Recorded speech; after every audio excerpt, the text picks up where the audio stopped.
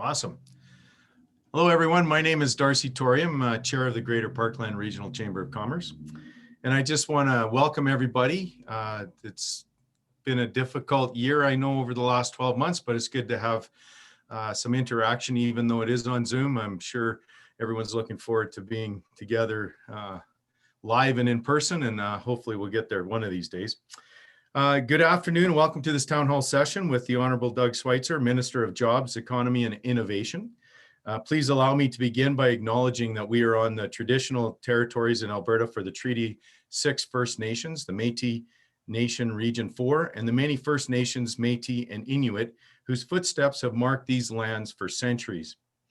I'd like to welcome the Honorable Doug Schweitzer, Minister of Jobs, Economy and Innovation, and also welcome, I believe we have with us Gerald Soroka, MP Yellowhead County, Cyril Turton, MLA Spruce Grove and Stony Plain constituency, Rod Shagas, Mayor Parkland County, and Eric Meyer, Councillor at the town of Stony Plain. Those are the names I got. I hope I didn't miss anyone. If I did, I apologize. You can throw it at Dan there later and make sure you get acknowledged. So anyways, just for your information, this session will be recorded. We're going to be recording it so that those that weren't able to attend can actually listen to it later and catch up with us. So I'd like to hand it over to Dan Duckering, our Chamber Director and Chair of the Advocacy Committee, to kind of take us through this whole evening. Thanks, Dan. Yeah, thank you, Darcy. I'd like to welcome you all here and welcome to the Honorable Doug Schweitzer, Minister of Jobs, Economy and Innovation. Minister Schweitzer was elected to the Legislative Assembly of Alberta on April 16, 2019 as the MLA for Calgary-Albo. A dedicated husband, father of 2 girls, and long-serving community volunteer, Schweitzer has a strong record of public service, including previously raising funds for military families and serving as Vice Chair of the Calgary Drug Treatment Court. He is passionate about restoring Alberta's promise, an Alberta which, no matter where you came from, if you worked hard, you could succeed. Schweitzer was a partner at a leading Alberta law firm as a restructuring and bankruptcy lawyer. This experience gave him firsthand view of the staggering impacts of failed policies that have led to job losses, economic stagnation, and a loss of hope. Honorable Doug Schweitzer was appointed as Alberta's Minister of Jobs, Economy and Innovation on August 25th, 2020. Schweitzer will oversee the implementation of Alberta's recovery plan, its sector strategies, and Alberta's growth agenda. Schweitzer previously held the position of Alberta's Minister of Justice and Solicitor General, where he made important progress tackling rural crime, advancing aspects of the Fair Deal Panel Report recommendations, and creating a faster, fairer, and more responsible justice system. As Minister Schweitzer speaks, feel free to enter your questions in the chat or Q&A boxes. Following his presentation, we will have the opportunity to present the Minister with your questions, along with some of the questions that were sent in advance. So once again, please enter your questions in the chat. I'll field those questions at the close of Minister Schweitzer's talk. Thank you again, Mr. Schweitzer, for taking your time out of your evening with us today, and the floor is yours. Thank you so much, and thanks to everybody for taking the time here. I think I saw Shane Getson, one of my colleagues, is also on the line, so good to see you there, Shane.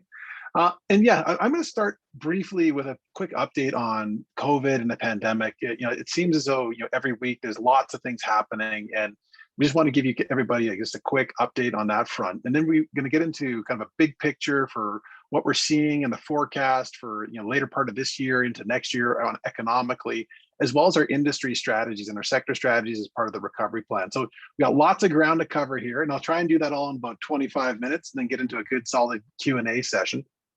On the pandemic front, as many of you know, just over a week ago, we brought in some further health measures. Across Canada, we're dealing with variants right now, and these variants are spreading far faster than the original first strain of COVID that we were dealing with in Canada. And you know what? Here's some of the good news. A lot of the steps that we were taking earlier on in the pandemic would have had us on that trajectory to opening if these variants hadn't emerged in Canada. So we had our whole reopening plan that we had mapped out based largely on the original data from the COVID spread. These variants have thrown a bit of a curveball into where we are. But some of the really interesting news and kind of some of the good news of the situation is that the exact same scenario where Canada is right now and Alberta is facing, Israel faced as well. And so did other jurisdictions that were ahead of us in vaccination. So in about January, February, the country of Israel had about where we are right now for vaccines. So we have got about 20% of our population done.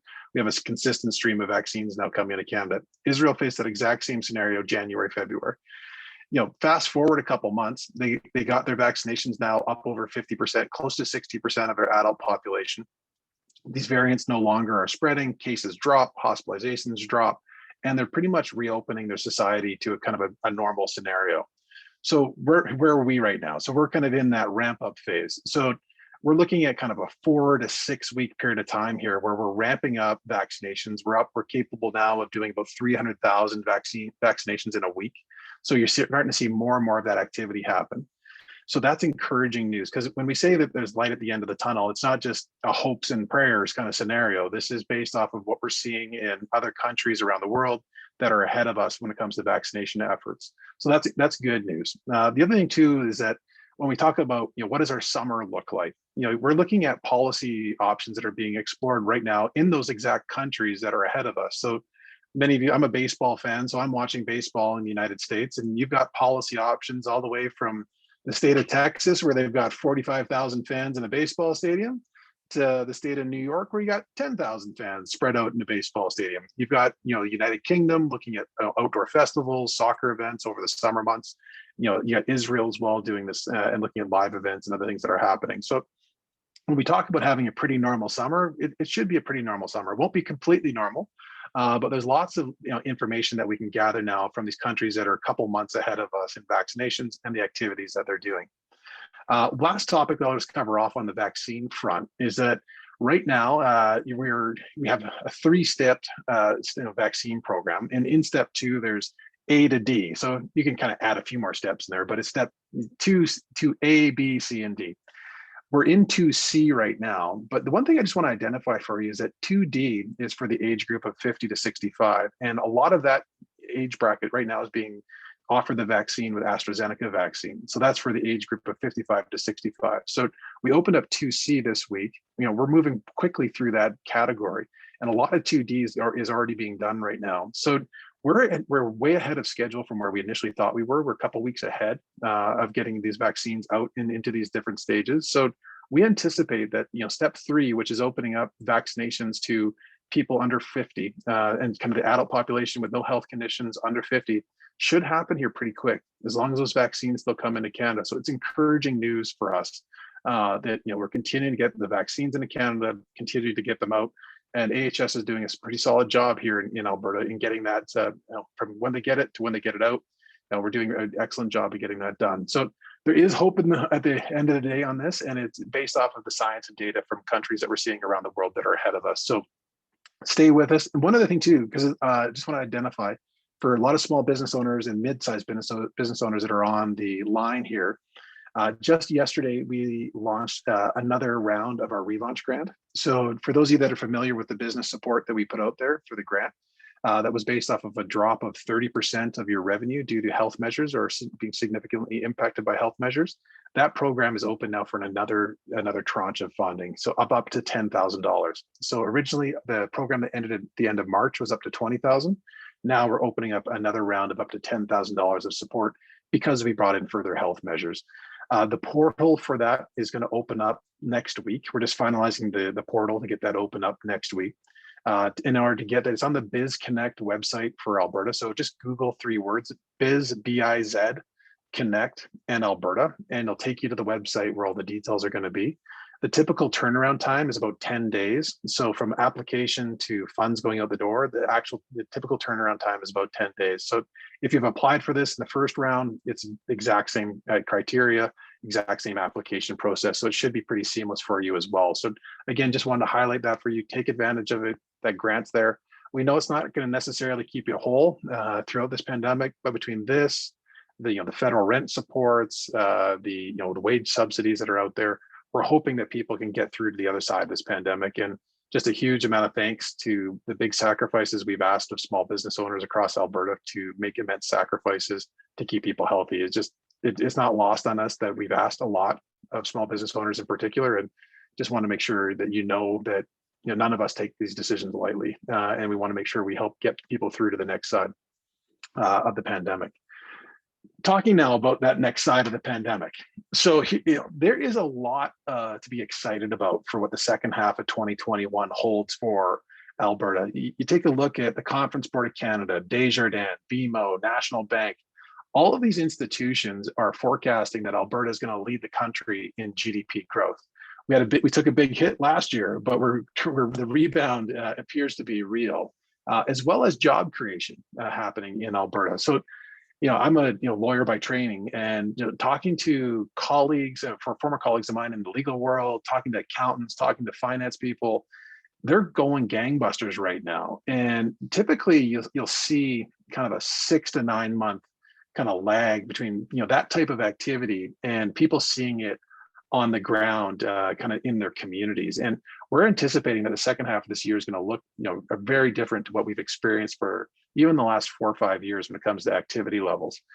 And even with, just kind of when you take a look at some of our main economic drivers, I mean, agriculture's had a banner year 2020. Pricing in ag looks still solid for 2021. The forestry industry and pricing of lumber has been at record highs. Again, that's a big economic driver for us. But our biggest economic driver of energy appears to be having some stability when it comes to WTI pricing. The differentials are low. Gas prices have been relatively stable and above where they have been historically, which is giving us revenue coming in the door from a lot of our big companies and a lot of our producers in Alberta. And many of them have had to kind of right size their balance sheet, and they've become very efficient over the last 5 years in the challenging times that have been there. So many of them right now are taking a look at the marketplace. This is the feedback we're getting from economists and people in the industry. They're looking at their balance sheet. They want to get that to a stable ground so that they are resilient going forward. Many of them had to deal with lenders over the last few years, get their house in order. But at the same time, they're looking out saying, okay, if this continues and we have stability, and a lot of the forecasts are showing potential for even higher prices in oil, $80, and some financial institutions are projecting even $100 oil. We're seeing the supply coming off of the United States. They're depleting their overall production's coming down. So again, there is some potential here for the second half of the year to look pretty bright. Once they have that stability, a lot of these companies have choices. They can either do a share buyback, they can do dividends, or they have to redeploy that capital out there into the world. And many people anticipate that there will be some significant uptake in activity that's going to lead to further production and activity, and that'll get our oil field services going and all of the different types of activities there. So there's lots of reasons to be optimistic about the second half of this year.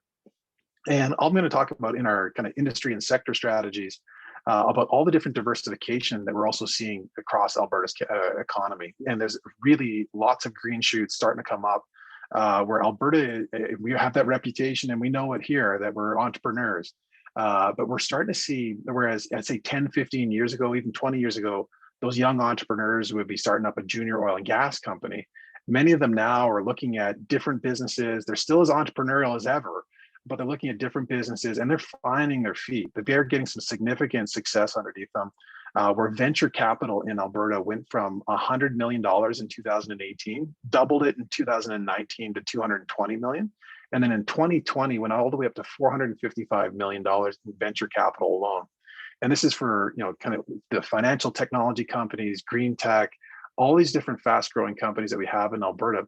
And the vast majority of those funds go into hiring people. So these companies are scaling from 20 people one year to 250 the next. And it's really encouraging to see them get their footing. Whereas you call like the tech sector, they kind of looked down on Alberta not that long ago. Whereas last year we had 10% of the deals in Canada, 10% of the dollars in Canada, and we're really starting to punch at our weight. And 2021's off to an even faster start. So we actually think we're going to start punching above our weight here in the near term when it comes to that venture capital entrepreneurial spirit that we have in Alberta. It's just we've started to kind of refocus our efforts and we're starting to really catch our stride. So talking now too about our overall strategy as a government, how do we harness, we've got some wind in our sails here. How do we harness this from a government perspective? And there's kind of three big pillars that we're focused on in our recovery. The first one is around taxes, making sure Alberta has the lowest taxes period in Canada. So we accelerated our job creation tax cut and brought our taxes down to 8%. And again, this is going to gives us the lowest taxes in Canada. And with President Biden going ahead with his strategy on corporate taxes, we're going to have the lowest taxes in all of North America. This is going to make Alberta the most attractive destination to come, invest, and grow. And that's a big piece of what we want to do. The second pillar is around efficient government. If you want to have low taxes, that means you also have to have efficient government and grow and allow your economy to grow. So Alberta used to be that nail in the board. We used to spend so much more per person than any other province in Canada. That's not sustainable. So we have to make sure we get our spending down to at least the big province average. And by the end of this first term, our spending per person, spending per capita, is going to be down to that national average. That's taking a lot of discipline. Our finance minister, Minister Taves, you go into a treasury board meeting, you got to have your answers if you want to spend money in this government. There's no easy passes. There's no hall passes on this one. You got to go in there and be cold with your numbers if you want to get spending done in Alberta. So they're disciplined on that, and that's been healthy for us. And the other part of it too is it's forced our departments to look for how do we provide the same service more efficiently. One example, and my colleagues have heard me say this many times, is that when I was in justice, as a justice minister, the most efficient way to file documents if you didn't want to drive into a courthouse was to fax it in. I mean, my kids wouldn't even know what a fax machine looks like. Like this is how old and antiquated our systems are in Alberta. We literally had weight restrictions on floors in our courthouses because of the amount of paper that we allowed to pile up on these floors. It would actually like compromise the structure of the building if we put any more paper in there. So this is where we are. So we're digitizing our efforts on it. We're looking at how do we become more efficient? How do we deliver the same service, but just in a more efficient way, leveraging technology, leveraging different ways of approaching issues. And sometimes there's a little bit of noise out there. I'm not sure if you pay attention to politics. Every now and again, there's a little bit of noise that happens in politics. But when you look at the overall core services that are being delivered, we're continuing to hit our metrics, continuing to provide quality service to Albertans, in every area that we possibly can. The other piece of this as well, when it comes to our efficient government strategy, is around red tape reduction. So our associate minister, Hunter, he focuses on red tape reduction. And our goal is to reduce friction on business by 1/3. And we're 15% toward, we've got 15% all the way there. So that's a big part of that to have our goal to get to 33%. And just in the first year, that saved businesses close to $500 million of time of their employees, redundancies of filings, legal fees, all the things that go into it. So about $500 million of savings for the private sector by us getting our house in order as a government to make sure that we can deliver this better. Then the third pillar of our strategy is around talent. So making sure that our post-secondary institutions, our Minister of Advanced Education, our Minister of Labor, are focusing on what is the talent that is required for the economy of today and tomorrow. Focusing on apprenticeships, focusing on how do we shorten that turnaround time? If somebody wants to reskill or if somebody wants to look for a new opportunity, how do you shorten it down? It doesn't necessarily mean they need to go back and get a 4-year degree. Sometimes it's a matter of taking what the education that they have and giving them a month or 2 months of training. So look for, we've already launched in partnership with MyTax internships for young Albertans to get their first jobs. In our budget, we have a Jobs Now program, which is going to help businesses hire and train unemployed Albertans, giving them that training that they require, because there's always a cost when you bring on a new employee to get them up to speed and skill set. So look for us to have a lot of focus there. Our advanced education minister as well has brought in new legislation here recently around apprenticeships and other things that need to be done to modernize how we approach training Albertans. So that's another big piece of it, is around talent. So that's kind of the overall macro strategy for us. How do we make sure we create the right environment to facilitate investment, growth, talent, all here in Alberta to allow businesses to thrive? So then, in my Ministry of Jobs, Economy, and Innovation, we also quarterback the recovery plan as a whole. And this goes into, every industry. What can we do? Is there infrastructure that could be built? Is there an approach or a policy that needs to be reformed in order for us to allow for industry to further thrive in Alberta? And we're going into everything and going into the weeds on this and trying to make sure we're turning over every rock, saying what can we do? And one perfect example of that is in the energy ministry. So Minister Savage, our industry minister, so she is doing a whole mines and minerals strategy for Alberta. We had it so good in Alberta that we didn't even bother to look for what other mines and minerals that we actually have in this province to develop and get to market. And if many of you have been paying attention to all the different changing technologies that are happening around the world, electric vehicles, batteries, all of these different technologies still require natural resources. And Alberta has an abundance of natural resources that can service that global demand. So from lithium to cobalt, copper, you've got carbon fiber, all the different things that go into building these We're right now doing that deep dive, and you see huge technologies, the bitumen beyond combustion initiative. You've got companies like E3 that are taking lithium out of active oil and gas wells. We have the infrastructure in Alberta right now to harness that resource extraction that we do responsibly here. But we have the ability, we have the know-how, we've got the infrastructure, we know how to raise capital in this space. So again, how do we unlock more opportunities building on the building blocks that we have as a province? That's key. The other thing too is you take a look at clean energy. So we've developed our technology in the energy field that has huge applications to clean energy opportunities around the world. One that I'll just highlight is we brought in a new regime around geothermal. So horizontal drilling, all the different stuff that we've done in natural gas, other applications have huge opportunities for us in geothermal. This company called Ever, which has raised significant capital recently from significant international energy players, and they've leveraging that technology, using the earth as a battery, clean power, on a path here to provide power to the equivalent of millions of homes this decade. And again, harnessing clean energy, but it's leveraging off of the technology and applications that we're just world leaders at in Alberta, and just again creating new opportunities, new employment opportunities, leveraging what we do so well in our province. Then building on that, going back to kind of our bread and butter, and we got Minister Nally developing out our natural gas strategy. And with that comes, the petrochemicals incentive program that we put together. Again, we're seeing a significant amount of interest in that program. There's an announcement recently about a project that we qualified. We're anticipating as well there's going to be further interest in developing petrochemical projects here in Alberta that are going to leverage that program. On building on that too is that we're developing in this strategy for natural gas, we're developing out our hydrogen approach as well. And we're in discussions with the federal government. Hopefully in the federal budget, there's going to be some funds allocated under some program that they're working on for carbon capture, utilization, and storage. That unlocks a whole bunch of opportunities around hydrogen, clean energy opportunities. And Alberta is the best jurisdiction, arguably, in the world to develop out and prove out these technologies. And there's literally billions upon billions of dollars being raised in funds that want to be deployed in this exact space. And again, Alberta is well positioned to play a leadership role in this area and capitalize on that opportunity. Another one too, that this is looking for that low hanging fruit. Like before we had it good, so we didn't even look. Now we actually have to look, and we got a lot of opportunities. The other one too is around recycling and plastics. Before we used to kind of just ship it overseas and say, yay, we did our good part, keeping the world green, and we just recycled our goods and sent it overseas. Where that those opportunities to ship stuff overseas is diminishing. So what do we do with these products? We know we want to recycle. And here in Alberta, we want to be a leader when it comes to recycling. And how do we take those plastics and recycle them and be responsible? And we're better to do that than Alberta, where we understand chemicals, we understand processes. This is the best place to do that. So we're putting in place, that regime for recycling here in Alberta as well.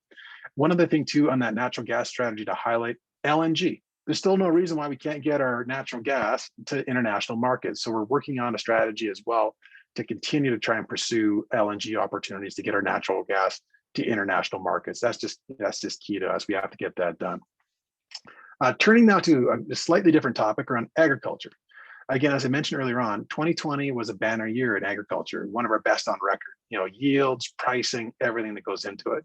And Minister Dreeshen, our agriculture minister, doing an excellent job attracting further investment into Alberta to capitalize on these opportunities. But why would we stop there? We know in Alberta we have to manage water. We know that we have to use our water as best and efficiently as humanly possible. So we partnered with a local irrigation district in southern Alberta, Canada Infrastructure Bank for an $800 million investment, largest investment in decades in infrastructure to harness our water, irrigate 200,000 acres, create about over $400 million of additional GDP, thousands of jobs to get higher value yields out of our ag sector. We're not done though. We want to look for further projects, central Alberta. There's other ways that we could do this to harness, agriculture, harness our water, better irrigate our lands, create further opportunities. And with that comes processing facilities, comes further jobs, comes greater exports for us here in Alberta as well, higher GDP, all the things that go along with it. Turning now to health. So here's another really interesting opportunity for us in Alberta. And the pandemic has opened a lot of eyes for the vulnerability of supply chains around the world, particularly in a pandemic. Coming out of World War II, there was a lot of focus around military, making sure you had national security. Countries like Canada, we invest in our military. We work on alliances in that area. Food security as well was critical, making sure you had supply chains able to feed your population. Again, a big focus of that coming out of World War II. Now, here we are dealing with a global pandemic. And we've seen, early on in the pandemic, there were masks being held up on tarmacs. People were wondering if we're going to have enough ventilators. And AHS in Alberta, we produce a lot of our masks here in Alberta. We have a facility here. AHS has procurement with the facility. When it came to ventilators, we had a company that did 3D printing technology that they used for the oil sands. They pivoted, they designed, manufactured, and got approved, and AHS has them as ventilators that they designed and that work for, I think, 95% of the population is how that ventilator would work. Now we're looking at, we know that vaccine nationalism has been a huge issue. It's slowed down our ability to get vaccines into Canada. Why would we want to put ourselves in that position where we're reliant on other countries to provide us with the necessities of health? So we've asked for proposals from industry domestically here in Alberta, as well as internationally and across Canada, to give us proposals for how could we develop from development to manufacturing a vaccine strategy long-term for Alberta. There may be a need for booster shots long-term. We could be dealing with, hopefully we don't have to deal with another pandemic in my lifetime, but you don't want to be caught in this situation ever again. They could come around 10 years from now, could be 100 years from now, but you don't want to be put in this position again. So we've asked for those proposals. And here's the really good news is that Alberta has the building blocks to build out a pharmaceutical industry. At the University of Alberta, we have a Nobel Prize winner in virology. Virology, they develop vaccines. So here we go. We actually have a Nobel Prize winner, one of the leading people in the world at the University of Alberta. We've been making this investment for over 10 years in the Li Kai-shing Virology Institute at the U of A. They have numerous pharmaceutical products, vaccines already in development to go after, hepatitis C, other issues in the health world. But we also have 2 companies that have human trial COVID vaccines being done right now in Alberta. We are uniquely positioned for success in this area. And the other thing that uniquely positions Alberta is that we have one unified health authority. Nobody else in Canada has that. We have AHS. You go to Ontario, they have over 30 health districts effectively. We have one. So that gives us an immense amount of buying power and strategic thinking that can go into that.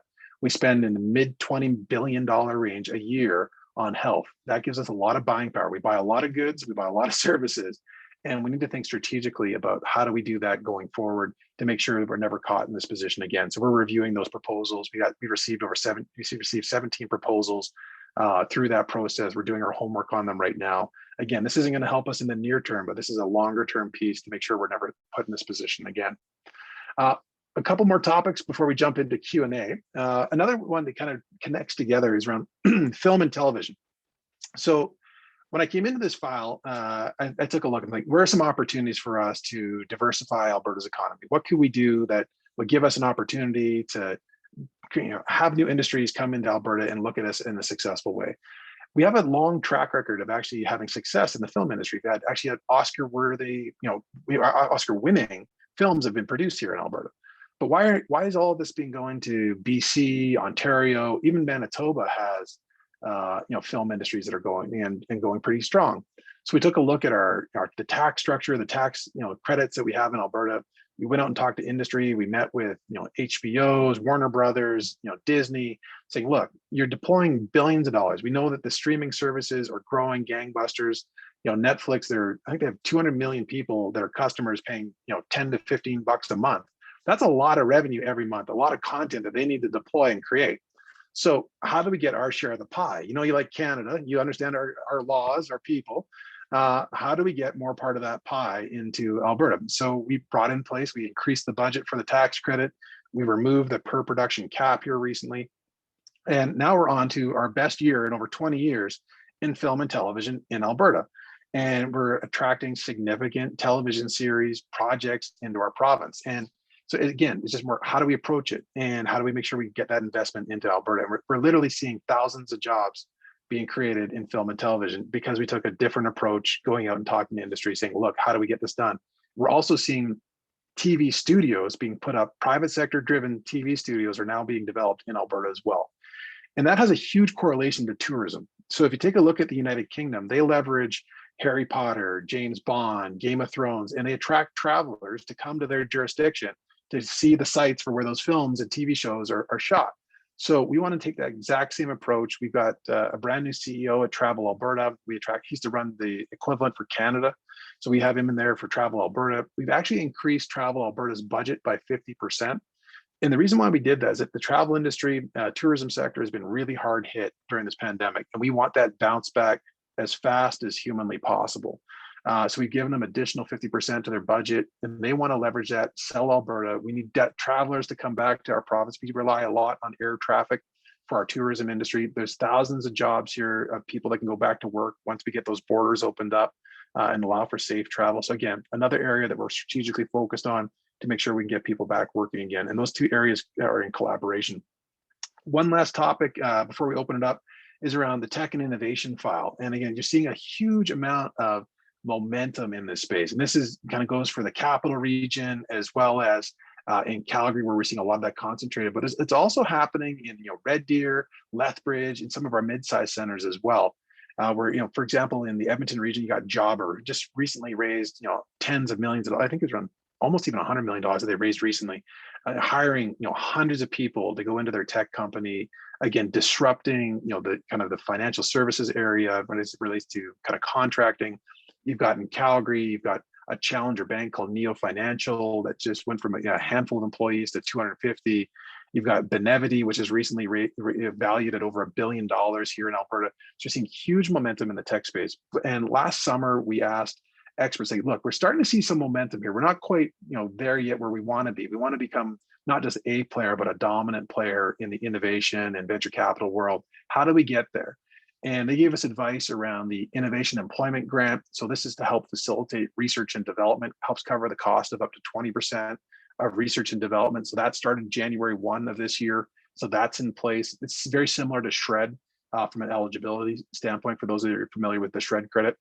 And on top of that, they said, look, you need to have further venture capital. So we in Alberta have a crown corporation called the Alberta Enterprise Corporation, which is a fund of funds. It helps facilitate venture capital and brings it into Alberta. And again, we recapitalized them with an additional $175 million over 3 years.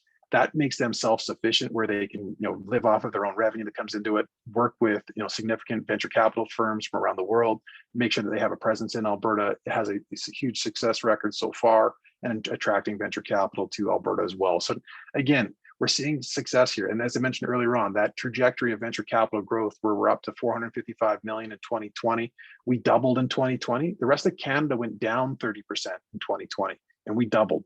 So again, this is a space that has a huge amount of momentum. Literally, you got companies hiring hundreds of people in our big centers, like hundreds of people. And with the flexibility of workplace environment, again, that's another opportunity for us. Whereas before, people thought you had to be on Bay Street to be in finance. Well, Bay Street's been closed for a year in Toronto. So that's been closed for a year, and people have been working from their homes. So there's a lot more flexibility. We have very affordable cities to live in, livable cities that rank high internationally on just the quality of life, everything that we have to offer. So we're quite, starting to become a little bit more, you have to have that kind of cautious optimism when it comes to this stuff. But indicators are starting to show that the second half of this year is looking pretty good. Our main economic drivers are starting to show that rebound. We're starting to see diversification come into Alberta. So a lot of the stuff is starting to happen here. And I know that for the last year, primarily the media has been focused on COVID. So you probably haven't heard about a lot of these good news stories that are happening behind the scenes. But we're really excited once we come out of this pandemic for where the economy in Alberta is heading towards. And it's a lot of that's been due to the hard work of our colleagues, but also just the private sector and that entrepreneurial spirit of Alberta. So I'm going to pause there, and now we'll get to the best part, which is the Q&A. Well, I appreciate that, and appreciate the reports of all of the good news. I know that those stories don't get told enough, and it's so important that we do that. The Greater Parkland Regional Chamber of Commerce represents a large region of over 3,000 businesses. And, I'm sure you can appreciate that when we ask them to field questions, a lot of those questions come around that COVID bit, because that seems to be the forefront of everybody's mind right now. So I do have a couple of other questions around some of the other pieces, but I'm going to start there just so if we run out of time, some of these things that are forefront on people's mind get dealt with first. So the first question is, Back in February, our chamber, along with many other chambers, sent letters to the government to commend them on their acknowledgement that choosing winners and losers through the essential designation was a mistake. This decision, as you know, created an unfair advantage for big boss businesses, spelled the final demise for many small and medium enterprises across the province. And we all appreciated that the government saw the error in the ways and determined not to do that again. That was a great move. But this letter outlined our concerns that the government was unintentionally going down the same path of picking winners and losers in business by making restrictions based on industry sector. While not using the same term of essential or non-essential, the government was going down exactly the same path as before. And our recommendation was for the government to protect the integrity of our healthcare system and public health by creating operational guidelines that businesses could follow. Businesses that could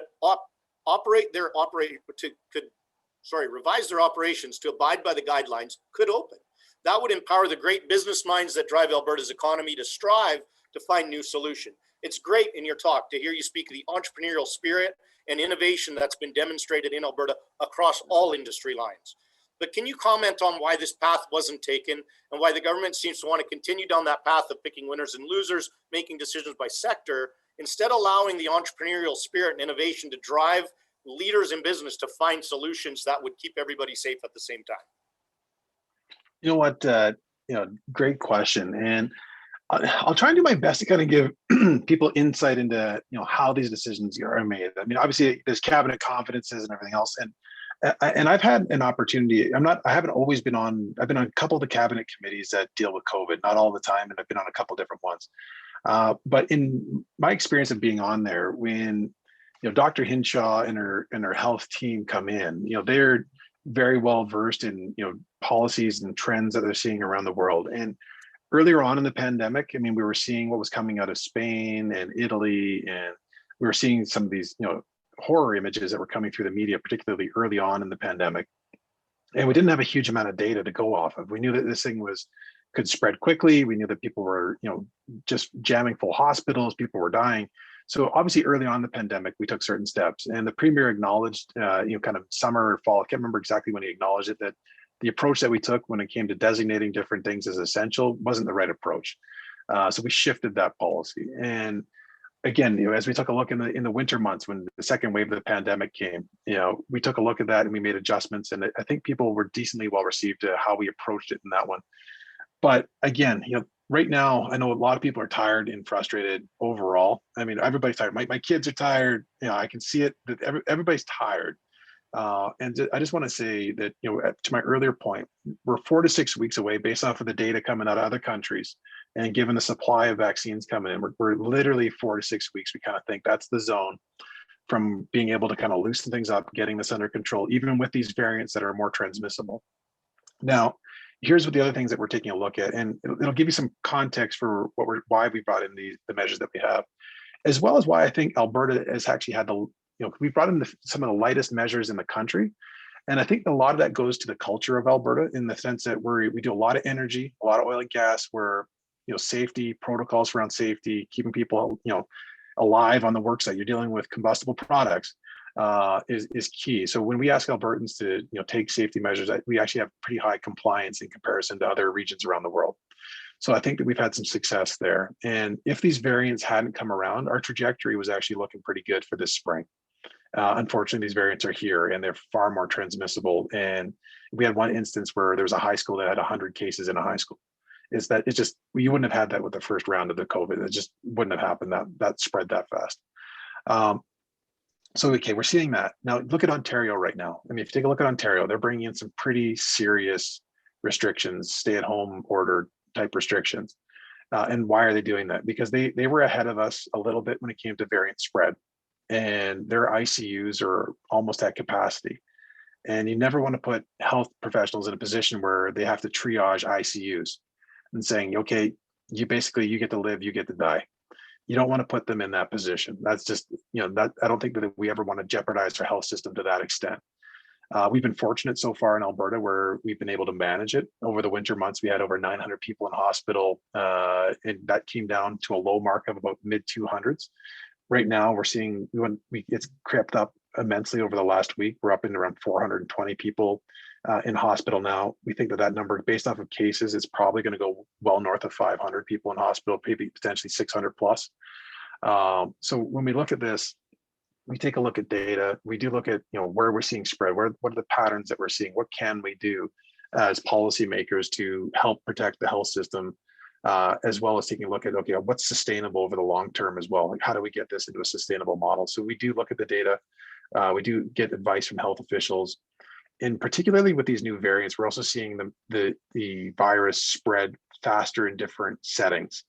So, earlier on, you didn't see as many situations where you had mass spreader events happening out of restaurants, for example. Whereas this time around, we actually are seeing significant spreading events with the variants in restaurant environments.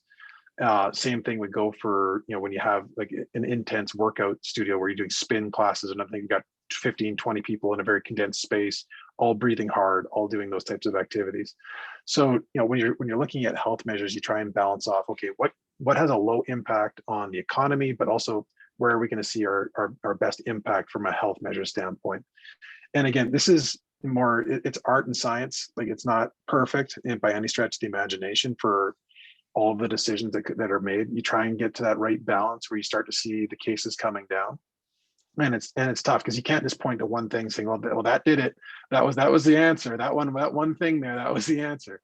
And it's really more, you try and get a balance, you try and bring it all together. And then, another example too, is that we work with health officials on, adjusting protocols. For example, when they were trying to get baseball going again, I use baseball because I used to play, and they're like, okay, we're going to play baseball, but every kid's going to get their own ball and they're going to throw it against the fence.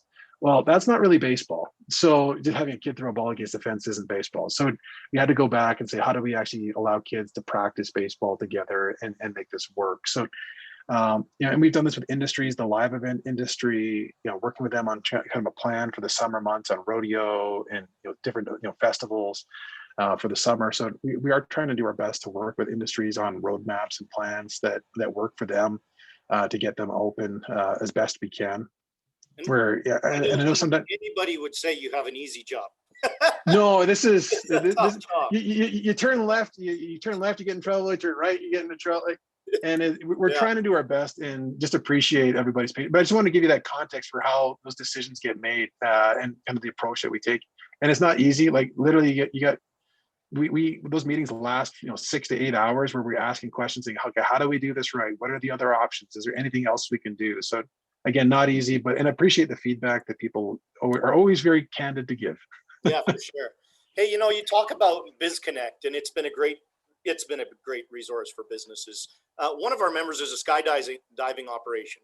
They've been looking to get a clear answer on which industry sector that they fall under, how they should operate. The business owner spoke with BizConnect on several occasions, and the question was raised with the previous ADM, Michelle Evans. And based on the information received, requiring them to shut down, restrict operations, they were significantly impacted.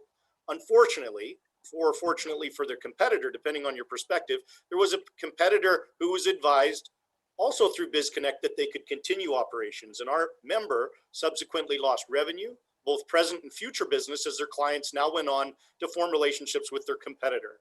What's being done to ensure businesses inside the same industry receive the same messaging? And what can we do for our business stakeholders that we serve to ensure consistency and a level playing field? Well, I hadn't heard of that instance before this. So if you want to send on further details to you got a couple MLAs here, or you can send it directly to my office. We'll gladly look into it and make sure that we fix any issues that may have been there for inconsistent information. We do try to coordinate closely with the health department. A lot of this is coordinated with health, but my ministry and BizConnect work in partnership with the health officials on it. They do try and make sure that we have consistent advice going out. But again, some of this stuff happens quickly, and occasionally there will be a little bit of conflicting information from time to time that we try to resolve going forward. So yeah, if there's any issues there, again, apologize, but we'll gladly look into it and see to iron out any issues that may have arisen. Appreciate that. So I'm gonna, I bounce back to a question. It's kind of similar, along the same lines, and perhaps your answer will be the same. But the equine industry in Alberta goes beyond just being an agricultural industry. It's really a way of life for many. In international competition, Albertans have consistently surfaced at the top of the pile in a multitude of equine sports. During the pandemic, this industry, as with most others, was greatly impacted.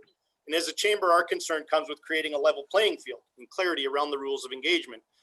As the government rightly tried to react to the changing circumstances around COVID-19, then created rules based on sectors, this industry was specifically in turmoil because it would seem like the exact same operation would face different restrictions based entirely on the owner-operator's perspective of which business sector they fall under. For example, if a horse business classifies itself as a farming operation, it has significant exemptions. If it classifies itself as retail based on the retail sales of its horses, it can operate at 15% capacity. Many think of themselves as a recreational activity and look to guidelines for that sector. Or an operator considers themselves as a sport because of the equine sport they're involved in. And then there's different rules depending on the age of the participants. Others think of their equine discipline as a performance. Some operators are now trying to segregate portions of their business based on who owns the horse, what the long-term plans are, any other number of variables.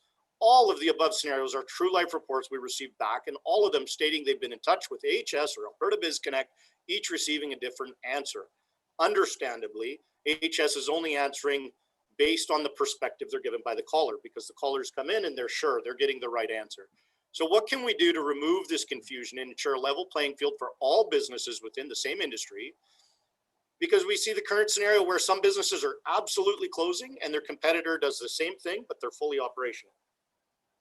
So what I would encourage there is, again, we've set up industry tables to try and do our best to, work with people that are doing sports, people that are doing different activities to try and learn, what does your business or what does your activity involve? How do we work with health to get guidelines that are consistent in place and then move it forward? So I would encourage, it seems like you have numerous people that are having similar issues. I would encourage, probably work through the local MLA.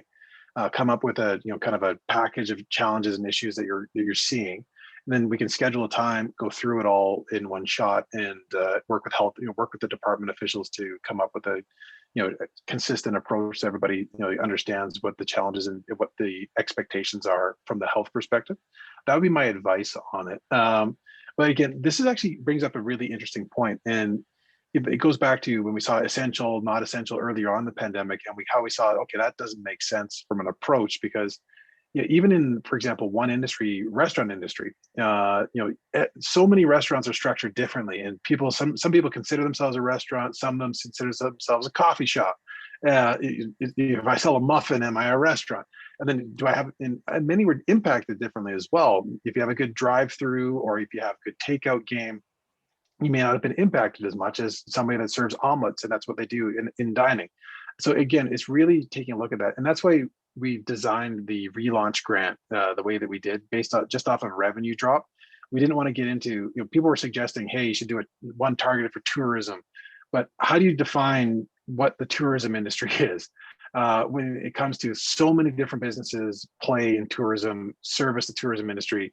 So we really, and you highlighted very clearly there with your example as to all the nuances that come from different businesses and activities that are out there. So again, we're doing our best on our end to try and address those issues as they do come up. The team at Health troubleshoots regularly. So if these issues come up or the chamber wants to advocate for it, happy to do follow-up and provide guidance as fast as possible.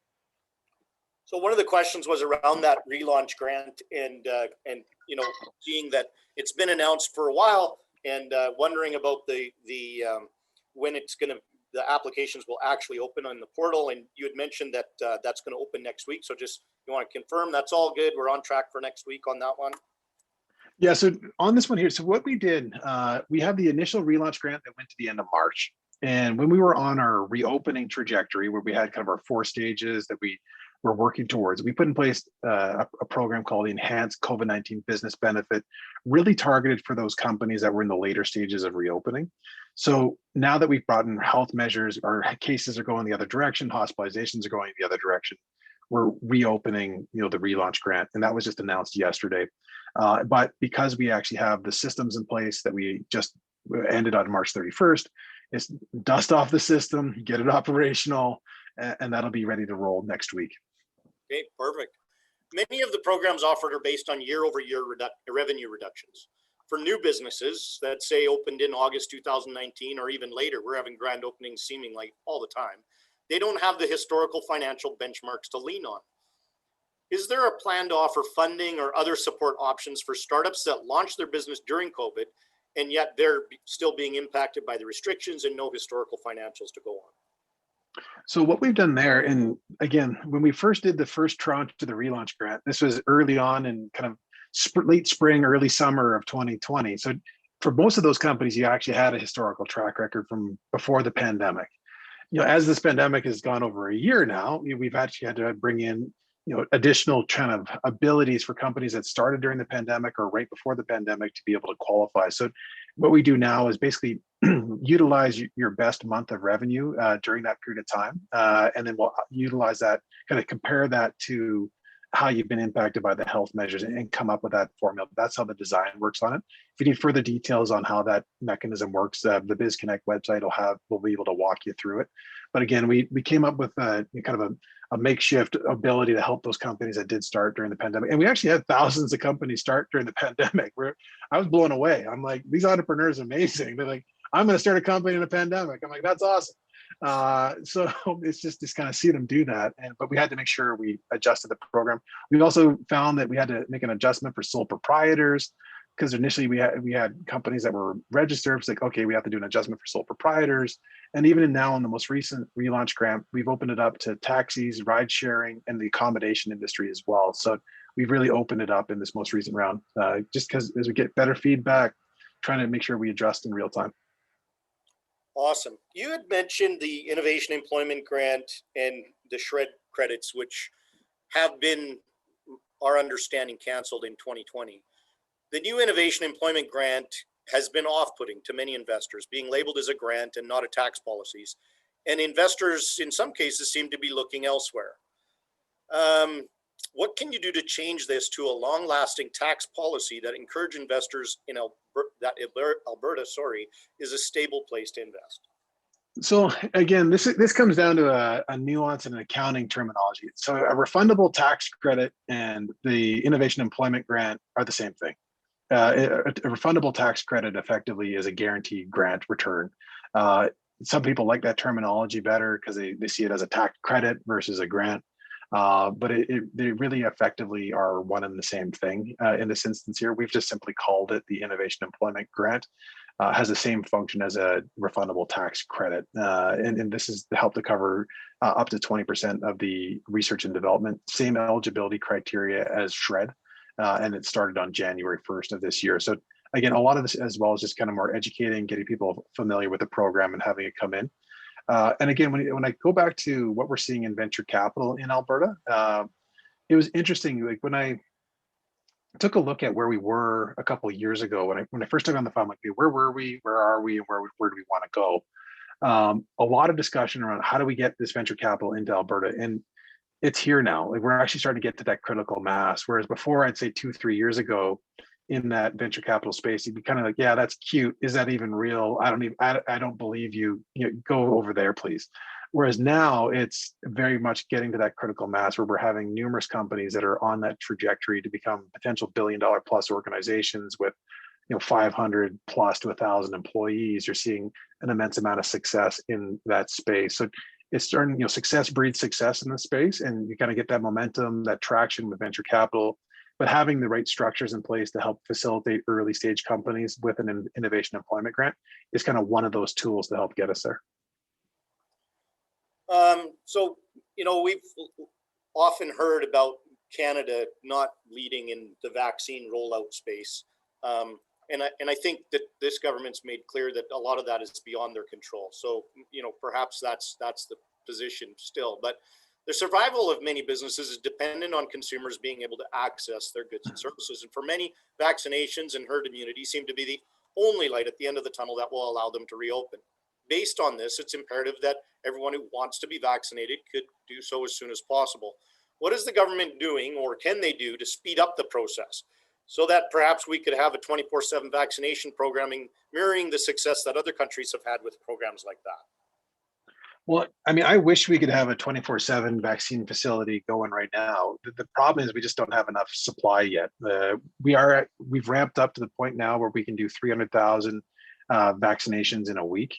But again, we were limited purely by supply. So the AHS team has a whole ramp up plan to be able to do this.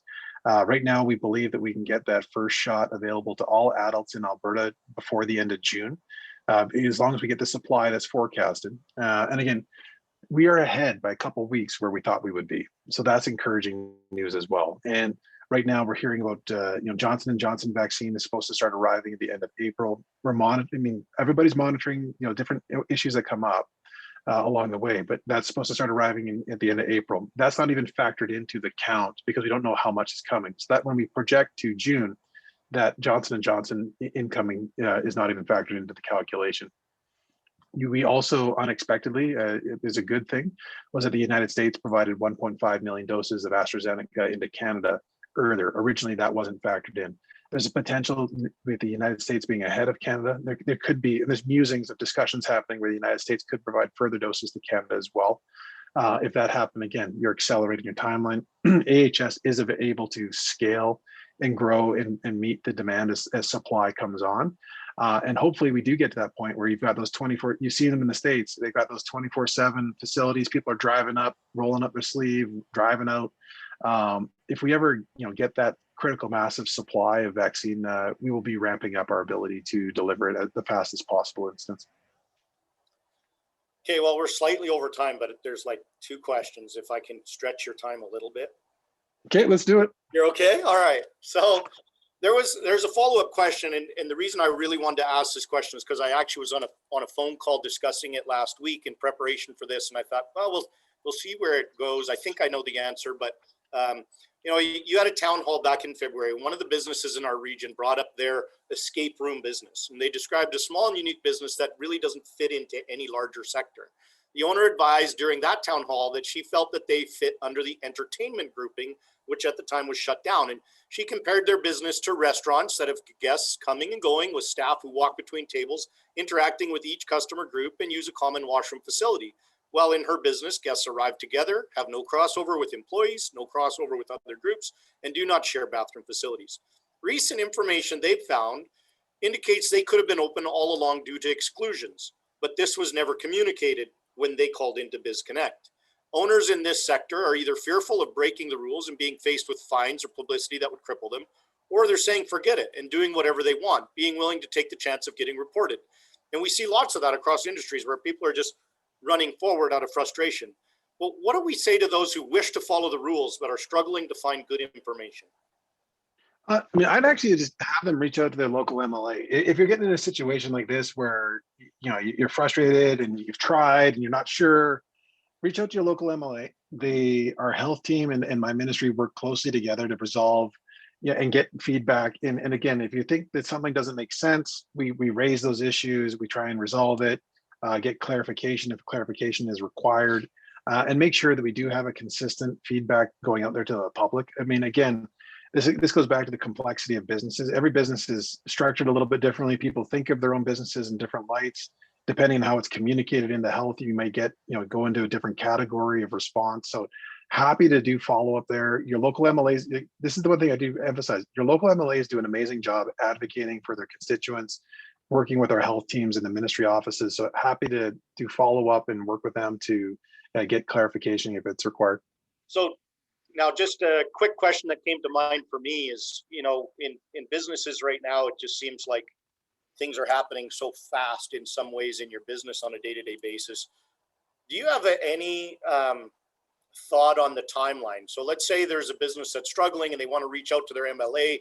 That MLA needs to then go work with your department, with AHS and so on and so forth. Do you have an idea of what that timeline could look like? What would they expect? Is this a 4 to 6 week process? Is this a couple of days? What do you think? The answer is it depends, but typically we can get these things resolved in a week or less, depending on how complex the situation is.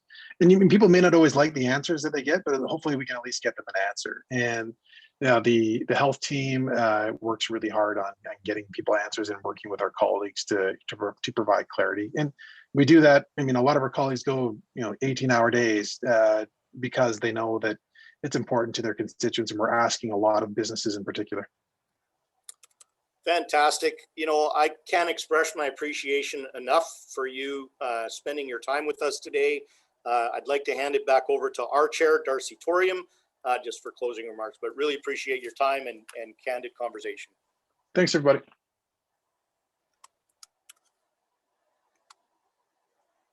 Darcy?